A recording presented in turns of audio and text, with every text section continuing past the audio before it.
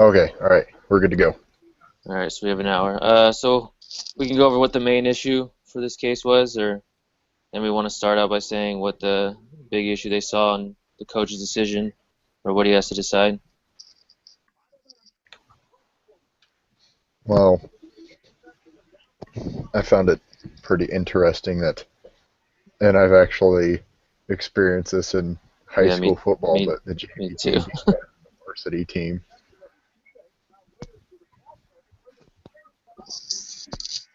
So This, when I wrote my paper, because I was trying to make length and everything, I found a whole bunch of issues.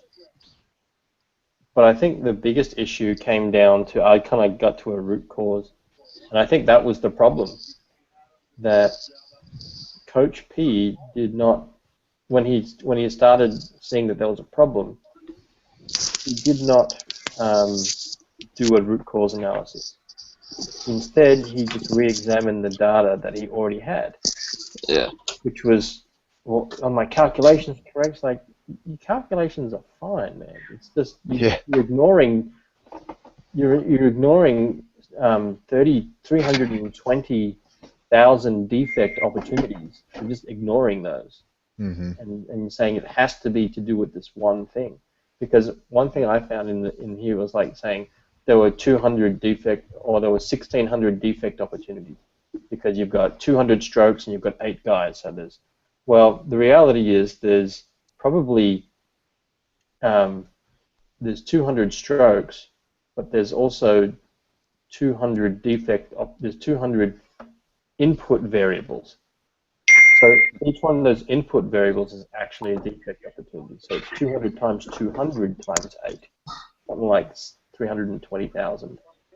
So like that's how many defect opportunities you had, and you did very well, I felt. But I felt that the whole reason he didn't work is because he didn't do root cause analysis, and he totally discounted the soft skills.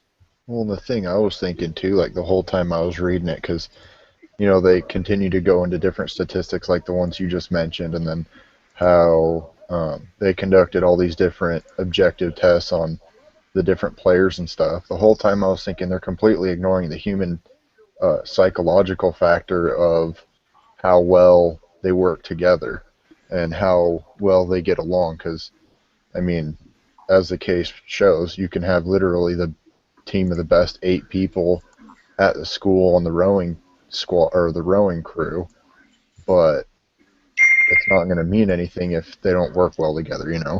yep. That's one thing they didn't have And, is teamwork and arguments. One another.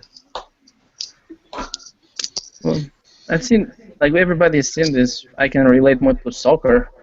You see, you got this professional soccer team. They pay like each individual player, it's like 100 million contract, and when it comes to play, they don't win, and just logically doesn't make sense. I say you have the best team with the best players, but you are not winning, hmm Yeah, and that's probably everybody wants thinks that they are the best, and they don't want to. No, they all want to show off. Yep. The only thing I felt too is there's absolutely no synergy with that team, and the mentality difference between the JV and the varsity squads is completely different. Like the JV, when they mentioned how when they were criticizing as a team, it was never, well, you didn't do this right, or whatever. They didn't point out individuals. They explained it on more of a group level. And before my mission when I was at BYU Idaho, I coached an ultimate frisbee team, and I focused more on that and positive reinforcement. And it was back when it was a co-ed sport, and I really focused on having a team unity. I actually set up various activities and stuff to do outside of practice and other things that were voluntary, but my team ended up being some of the best friends that they ever had. And years later, some of my teammates kept telling me, man, I miss that time. But because of that camaraderie that we had with each other and that strengthening of personal relationships, we were more supportive of each other, kind of like the JV team in this case. rather than the varsity team where it's, hey, let's just point fingers at whoever I feel did horribly, and I'm not going to accept any responsibility for my own faults, which is kind of a bad thing, because everyone can improve, no matter what level of competition you're on. Exactly. You just play and be part of a team. That's what's something they're struggling in the varsity.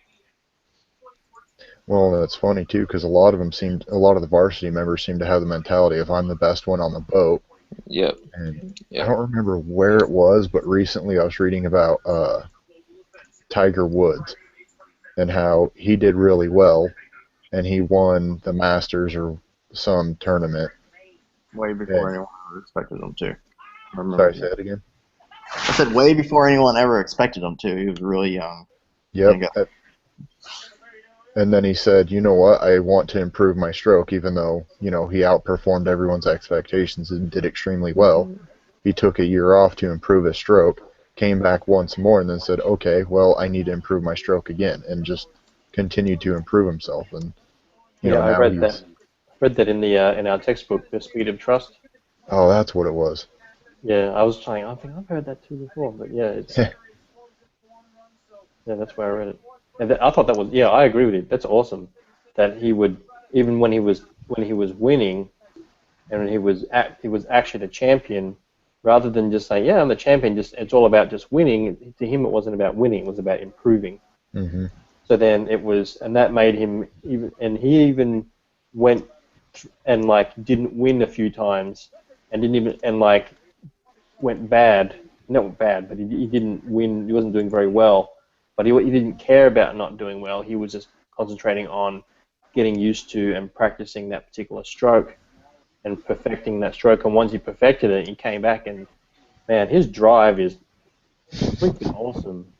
He can drive further with a pitching wedge than I can with a driver. You guys are crazy. I've gotten tickets to several PGA matches, and I've followed him each hole. He's pretty amazing. Saw him get on the green in 2 on a par 5 one day. Went right across the water. Yeah, they're crazy. He gets so on the hip. Too. Anyhow. Yeah, there's a few things, and then cover the most important stuff. Then Coach B has to decide, has to make the decision on what to do. And one of the parts it has to go over is the data and performance. And ask, does Coach P have the right measures in place to build a championship team? Or? Well, and the thing I find funny is that, objectively speaking, I feel that he made the most logical decision. Yeah. But, oh man, I totally forgot where I was going with that. I can pick up, and just if you think about it for a second, he made the most logical decision, but I think the logic was flawed. Like, it was logical based on the experience, but as I said before, he was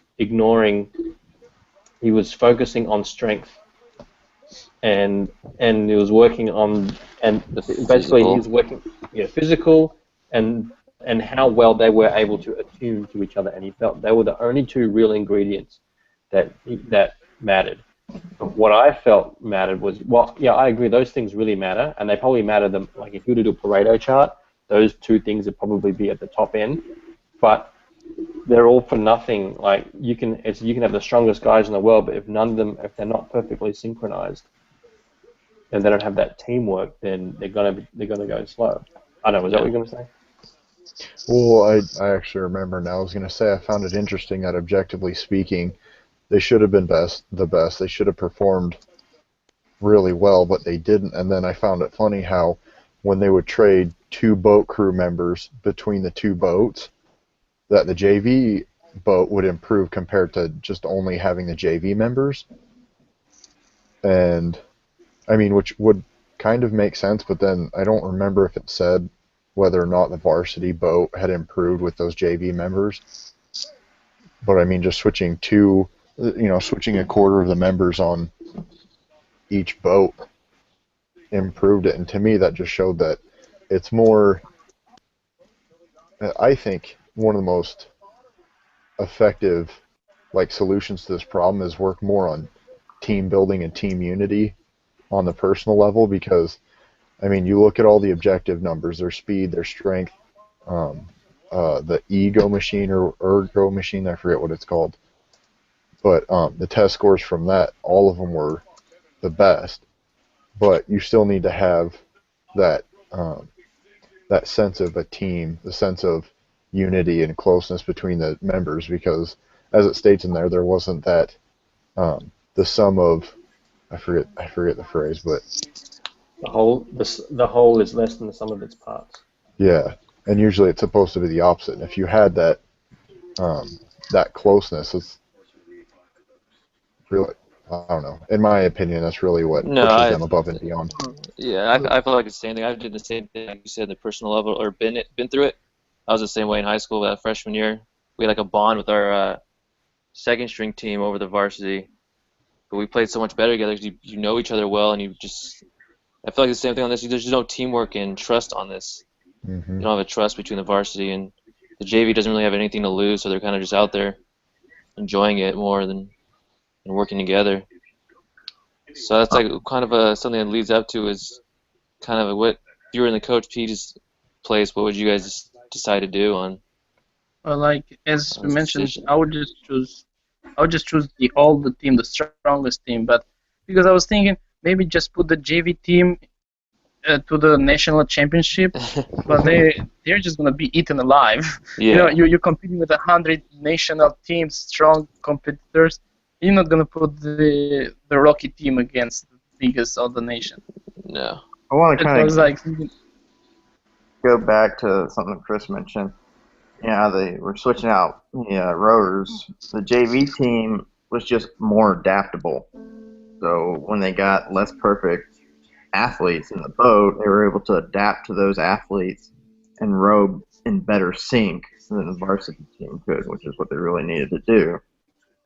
Was try to stay synchronized, because with this type of rowing, I mean, it's like synchronized swimming. Everybody's got to be on the same page.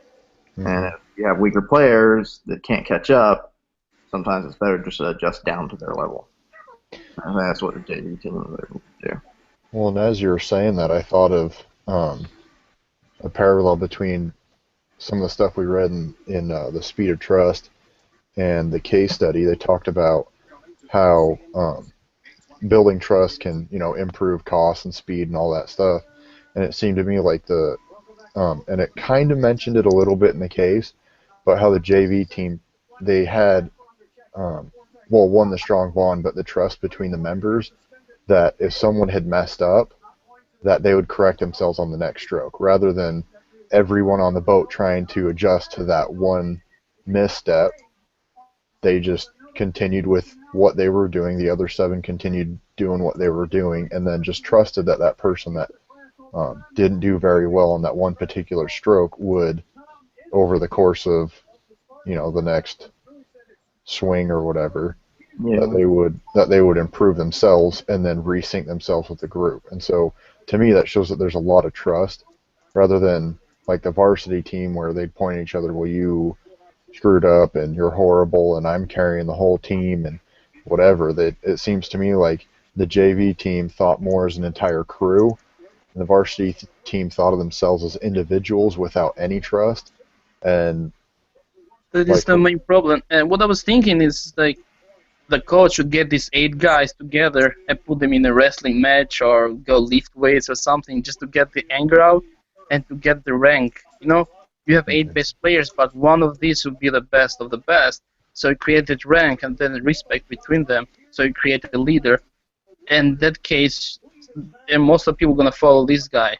You know, they are 8 best players, but they don't know each other much. So just I was thinking, get into some other sport activity, so they start to build trust with one another. But this create the respect to, see, oh, this guy is really good, or he's. mm-hmm. On Chris, on the whole trust issue, I actually had a quote took from the paper write-up that we did. Basically said that trust amongst the team is required amongst the team members because it helps the psychology of the team. So kind of back to what you were saying with the whole trust issue, if they all had the same mindset that everybody's going to be able to fill into the position they need, row like they need, and pick up the slack if they miss off, it helps their minds and get into a better set when they start the race thinking, instead of having like the varsity team was having where they're like, okay, rower number 3 is going to screw us up because he's always off by half a stroke or something. The junior varsity team just had a better psychology and trusting each other and knowing that everybody will be on the same stroke, and if something goes wrong, that other team member is able to correct himself. Mm-hmm. Sometimes at the beginning of the race, if you don't have the right mindset on whether it's a running race, a boat race, anything, you're not going to finish first. Mm-hmm. You're already starting at a negative. The main issue here is the time. The coach doesn't have time. He just has a couple days left. You know, it's funny Yeah, because that's it. sorry, I was just gonna say,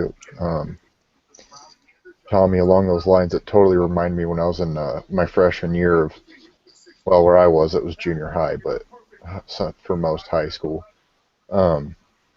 I played fullback, and it was funny to me. And looking back now, I realize that it's along the lines of what you were just saying about the trust and the and all that. I remember my football coach would always be surprised because I was like third string fullback or something. I was horrible that year. But he told me, or he had noticed that whenever he put me in, the linemen would block a lot better and they would do their assignments a lot harder. And it was actually funny because there was one play that he'd always run when I got in, and the guys would run it really well. And we actually stormed down the field one time, and we were able to score because of it. And I felt it was because I knew a lot of the linemen. I was friends with a lot of the linemen, and we got along really well and joked, laughed, and had a good time. And I think it's just that sense of like brotherhood. And I know a lot of people, at least in the U.S. military, they talk about that type of feeling because, you know, they're willing to die for the guy next to them. They know each other really well, and they work well together. I mean, I don't know if you experienced that, John, but I've heard of things along those lines, especially in the U.S. military. Yeah, I had there's some people that I worked with when I was a police officer, and I had one particular partner that he and I, we got along very well, and we had similar personalities and had similar political views and similar views on a lot of things, and because of that, I guess we trusted each other, and we were very relaxed, and as a result, you might think that we wouldn't, like we would, I know we'd mess around a little bit, but we got 10 times more work done than anyone else. Mm-hmm. And when stuff got serious, we both just clicked into this mode. And there were other people that were like that too. So we were very, I guess, because we trusted each other, you know, we didn't have to like oh, should I say the wrong thing? If I say this, he's going to say something. And no, it's just like you don't have to worry about any of that, and you just get stuff done. And stuff got done and got done right, and it got done well. And we always did well. Like we did a lot of, and we ended up taking on more work than we probably should have too. But we just couldn't help ourselves because we just relaxed. And I see that with the junior varsity team. They were more relaxed around each other, and they weren't critical of one another. And so I guess they trusted that they wouldn't lash out. And they were highly motivated, like Mm-hmm. putting it this way. They needed to show to the coach that they can do it. Like the varsity team is nothing to win. Like we're just, we are the best, what we're gonna win? Just gonna beat these guys. Nothing Yeah, important. but these other guys were saying nothing to lose. Yeah. Mm-hmm. I like that. Nothing to lose. But it's a dangerous like when I was a police officer, again, those were the most dangerous and unpredictable people because they had nothing to lose. Tombstone courage. Yeah, and it was just like you had no idea what they were capable of. They were capable of way more than you think. And actually, when we read that in that book, The Speed of Trust, he talked about this. He was the CEO of, I can't remember what company he was, but he was given 3 months to live, and he said, remember the part where he said, um, does the last few days or weeks or months have to be the worst? And he said, no, they don't have to be the worst. They can be the best. And it's funny because we've got nothing to lose, right? What have I got to lose if I'm going to die in 3 months? I've got nothing. I have nothing I can do is going to have any consequence. Like it's like consequence free. So he used it in a positive way and went and achieved more and wrote a book and everything before he even died. And it's just like when someone's got nothing to lose, then they are unpredictable, but they're also almost unstoppable. True. Yeah. So I guess Yeah, that was like the. Oh, sorry. Go ahead. Go ahead. Same thing I was thinking, like, when you see these 14 years old gangbangs, like, it's just like, you don't want to deal with them because they have nothing to lose. They're 14 years. Just nothing to lose. Well, and sadly, that mentality with gang members doesn't go away. Yeah.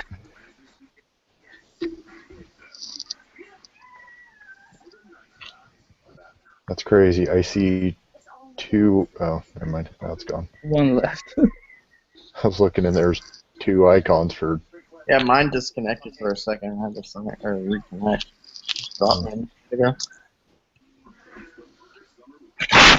It's a lot of. So the last part of it was to say how to connect it with the readings, but John started going into that one.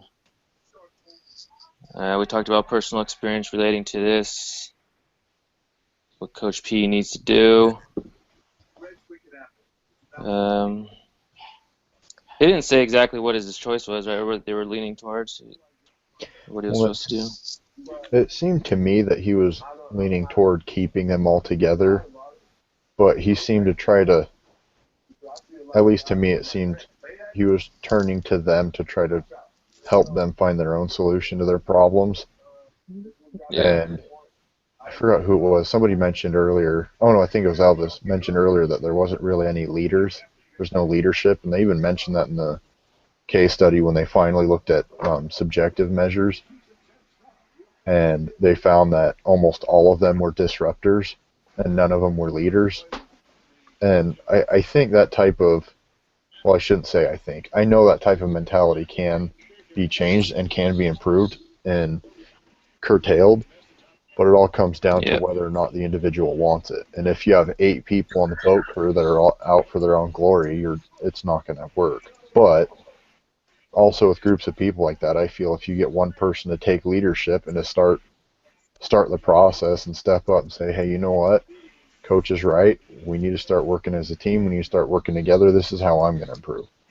But it takes that first step and that leadership and at least someone to show, like in the book Good to Great by Jim Collins, that you're vulnerable. And for someone to step forward and say, you know what, guys, you're right. I've been doing this wrong, whatever. We all need to improve. Essentially just change their attitude from disruptors over to a similar attitude of the JV team. Yeah. Something else I thought about the coach, you need to think maybe about next year. Like, this year he can do what he can do in those couple of days, but next year we'll have another competition, so you need to work more to the next year competition to get the team prepared. Because sometimes, when you have your team players, they need time to get to work together. They need time to adjust to their roles and stuff. So I was thinking we should think about next year too, how to get next year more prepared and to win the championship. Mm-hmm. Yeah. I don't know, I probably still figure it out. He only has a few days though, so it's Yeah. a tough decision. It's Tough spot. kind of late to be figuring out what you want to do for the championship. Right. I think, you know what though, I was disappointed when I'm like, oh, what? We don't find out how this story ends. But then I thought about it, um, and you can, is, uh, I think that one of the things is, one thing I don't know if you guys picked up on this, but when they took one of the varsity guys out and put them in the junior varsity boat, the junior varsity boat went faster. Hmm. Yeah. That's because the varsity guy had more strength. But Hmm. when he was surrounded by leaders, he changed. Leaders Right? and probably people that trusted him to do his job. hmm And so your surroundings also, and the people you surround yourself with, can also influence. And so I thought, you know what? I think the best thing he could have done at that point was just worked out, how do I get the balance of strength and teamwork? So I need to have at least two. There's 8 in the boat, so I'm going to need at least 4 really strong guys in the middle, and then the weaker guys who are leaders can maybe four from the junior and 4 from the senior. If he can work out that right combination, which he might, and you know what, they might just do it. I think that was probably the only way he gave a shot at winning. Well, and I was thinking too, as I was reading the case study, is that there were indications of major problems all along, even during like the spring season, and I felt like Coach P had essentially ignored the tiny things, and I've learned this as a parent. If you don't correct the little things when they first become apparent, the tiny little mistakes, and you allow it to go on, then it eventually continues to become a big problem, like it did here. It got to the point where they did that after practice team meeting, and someone finally expressed, and the rest of the team concurred, that they just couldn't wait till the end of the season. They just wanted it to be over with. They wanted to get away from everybody else. And me, as I was reading the case study, I felt that there were a lot of tiny little indicators uh, that should have been given more attention and addressed at that time to try to avoid such a drastic outcome to where the team's just falling apart in every way, shape, and form, and everybody hates each other and just can't wait to get away. Yeah.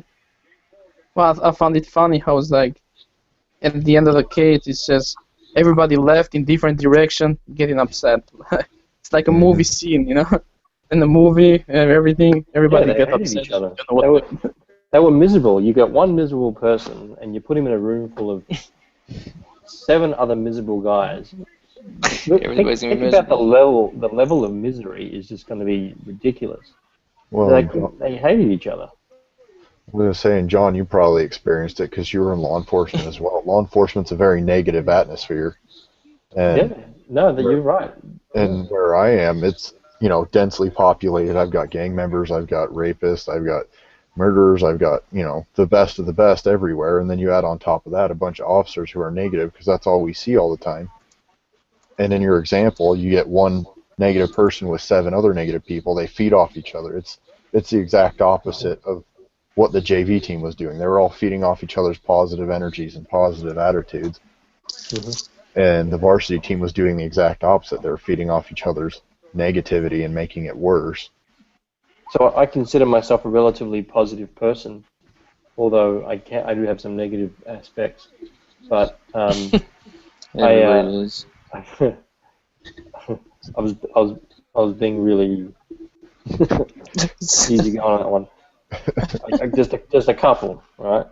But I was on a really negative team once, the police department, and it was affecting my performance, and I didn't feel safe. I didn't trust those guys. I didn't like working with them. My performance dropped. Their performance was already low. So I asked to be transferred off the deadbeat team, and I went to I said, I want to go to a higher performing team. Not because I want to, and they were like, you just want to sponge off their statistics. I'm like, no, I don't want to sponge off their statistics. I want to be I want to contribute to their statistics. I want to make their statistics even higher. So they did. They moved me, and then it was like I felt like a weight had been lifted off. I could see in color now, and the sun was out. You know, that scene in The Wizard of Oz when it's all sepia and then it turns to color. It's like that's like what happens. I was like, I hate my job and I hate everything about it. Everyone's just so negative and blah blah blah. It's just like, oh. I even talked to the boss about quitting. He's just like, no, don't quit. You're a good officer, blah blah blah. And he talked me into staying, and then later on I worked out maybe I just need to switch teams. So I did. I switched teams, and it's like I was with a younger crew. It was like some older guys here that were really well experienced, but they were so dang negative. So I switched to a junior team that was more dynamic and had higher results, and I actually outperformed the team. But not because I think it was just not that they weren't any good. They were great. That was just the perfect environment for me. I enjoyed being around people who wanted to perform, and I just put the accelerator down. And I don't know what you're saying about the jail. So I worked in Kansas City, at the downtown at Kansas City, the county jail there for a little while, as a corrections officer, just while I was in between jobs. And you're right. There are some people who can be really negative. They like hate their jobs, and it's like, yeah, I know you've been here for like 15 years. You've served 15 years in jail. Mm-hmm. You need to get out here. You need to find a different job. And I was just looking at me like, huh? Like, yeah, you need to get a different job. You're not suitable to this. You're too worried about stuff. You need to worry about the welfare of the inmates and making sure that everything's done right. And you focus on that rather than focus on the problems. But then there were problems. Don't get me wrong. And I didn't like I was just thinking the other day. I was like, man, they had these respirators just in case there was a fire or something. They had all these respirators, and I said, who's the safety officer? Like, oh, I don't know. I'm like, well, I'd like to know because I opened up because I was a safety guy in the police as well. So I opened one of these respirators. They had these things on the wall, like big yellow things. I don't know if you had them at your job, but there was these respirators. And so I opened it up and look at the respirator. The hose that goes from the mask to the thing was disconnected, like it was broken. Oh man. And then I looked at the gauge. I'm like, and it showed that it was empty. Wow. So I went to the other one, and they were both broken. I'm like, hey, like, what's with this? They're like, I don't know. I'm like, you don't know? This is like, you're worried about these things. How about you take your focus and focus on like life-saving equipment? You might need that to breathe one day. An inmate might need that to breathe one day. Like, well, but that's somebody else's job. but it's in a low trust environment. That's not my job. Mm-hmm. Right? But I came from a high trust environment. And I was used to that, and I liked that, and so I was more concerned about those sorts of things, and wanted to correct a few things, and and I think I did 90 days. I did it just to stay my 90 days. I'm like, I'm out of here. I got another job before I left, and I gave them 2 weeks notice, and they got mad at me. Like, why are you mad at me, man? You like treat me like. And then you get mad at me when I leave, like, well, like, yeah, like, I had 10 years experience as a police officer. I get that, you don't get people with that kind of experience walk through the door every day. And when they do, they don't stay long. That's just reality. And I get that, and maybe you were hoping maybe I could be a leader here one day, but just no, I'm not going to fix this organization for you. It was too broken, man. No way. It's just crazy, yeah. But it was a great experience, but I totally get what you're saying. So I hope you don't have too many. You have many negative people where you work, like corrections officers. Well, we've had a lot of issues lately, and actually, we're now at 38% of our officers are still on their 18-month probation. But oh man, yeah, I've worked in some pretty negative places, and the worst for me was places where I couldn't trust the people. And there was one day I was working in working in the drug and alcohol rehab program area, and you know, the atmosphere is pretty nice. The inmates are a lot more positive. They're trying to improve themselves, and you know, it's a good atmosphere. But then just the people I worked with, I couldn't trust them. And you know, I found out later that they tried contacting me. Well, they talked to my sergeant and said that I had refused to do a bunch of work that I never refused to do, and they tried to get me in trouble for that. And then I'd also worked in you know, maximum security in the maximum security gang unit, and that's a very negative atmosphere. But the people I worked with, I could trust. I mean, we joked around, laughed, had a good time, and like you were saying, we were really effective. We got our stuff done way faster than normal, and you know, still had time to be negative and joke and laugh and have a good time and whatever. But tell you what, dude, don't spend a long time in maximum security. That changes a man. That was bad for my marriage. Oh wow. But we got through it, so. But I didn't. Yeah, I didn't have what the county jail that I worked at. We didn't have a maximum security per se. We kind of did. It was the 5th floor, so it was like a high-rise jail. So it was the 5th floor. So it was the one in the middle. So it was the one that was sandwiched between, you know. And anyway, so I started actually in my probation. I started there. Well, I finished on probation there too, because I didn't finish my probation. But when I started in my break-in, they put me in there. Apparently they put the break-ins there to see how they'll handle it, and they were like, it was no big deal to me. Like, yeah, I stood out because I had an accent, so that was an issue. But I didn't really care about it. And I think those guys on the 5th floor guys, they weren't necessarily maximum security, but they were like pen returns and things like that. And for you guys who don't necessarily understand the lingo, a pen return is someone who's been to the federal or the state prison, and they've been sentenced, but they've returned to the county jail because they're facing new charges of something that they've done in jail or something that's come to light. And those guys, you know, it's a holiday for them. They actually like being in the county jail because it's different. There's a bit more freedom. The corrections officers are typically a little softer. The rules are a little bit softer, and they like to play games. So until you can definitely get yourself hurt really easily in that environment.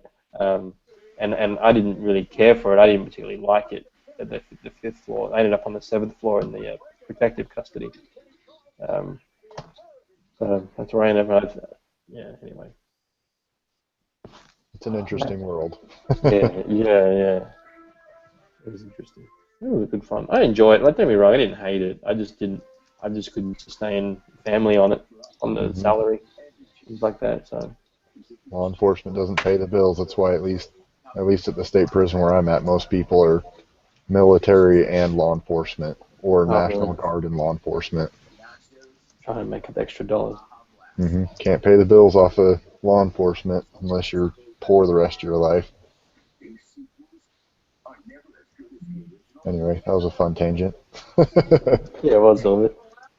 And that's relevant because trust. That's where we started. Trust. You work with guys you trust, and it's nice, and it's Trust in your wonderful. team. Yep. It's all about trust. Alrighty. How long have we got to go, guys? So I don't know, Tyler is the. I wasn't. How much do we have on them? I think we should be. We It covered all. depends. This is a shorter one on the questions. I mean, If We you covered count, all of it. It wasn't if you covered everything. beginning. Yeah. if you Count count the beginning time, part. if you count the time that we've spent not being recorded and having technical difficulties, it's been a little over an hour. If you count just this recording, it's been about 40 minutes. Like 30. Yeah, 30, We 40 minutes. actually started it. It's been over an hour because we were all here at 8. Yeah. 7. Yeah, it's 10 o'clock here at my time. Yeah, I think it's time to pack it up. If we even answer all the questions, I don't have a problem. Hey teacher, just an FYI, if you actually do watch this video, or TA or whoever it is, we've been talking for more than an hour, I promise. It's just had technical difficulties and had to restart a new recording. All right, guys. There you go. Nice talking to you. All right. All right, yeah, good Chris, night. do you want to send that link to me, or do you have to submit that now since you got the I can. recording? I'll just post it up on the discussion board for you. All right, right on. Thanks, guys. Thanks, guys. See you next week. Appreciate it. Have a good one. Bye. Thank you. Yeah. See you next week then. See All right. ya. Bye.